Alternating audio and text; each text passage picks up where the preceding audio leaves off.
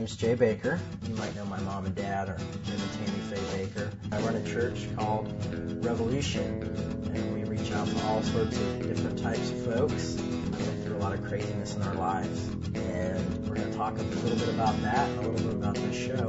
Welcome to my podcast.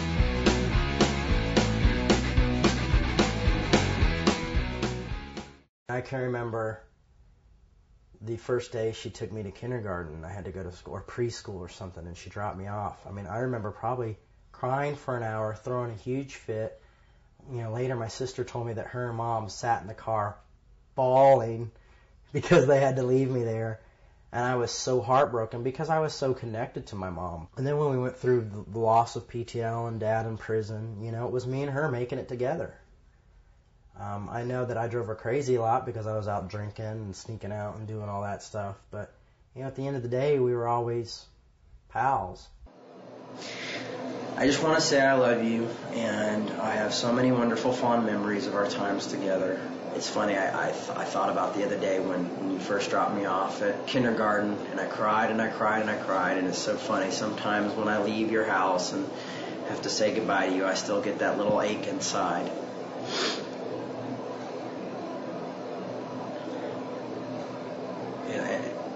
I just love you.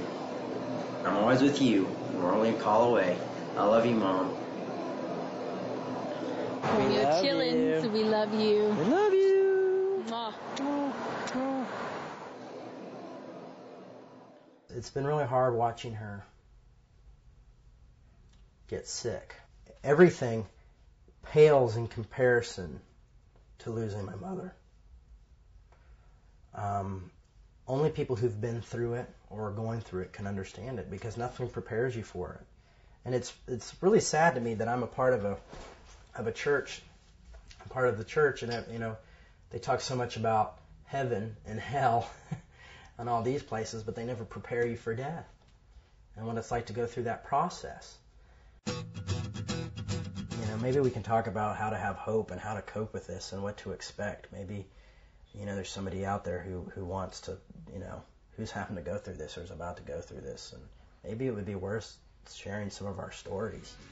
So maybe people who go through this won't have to suffer in silence or suffer alone.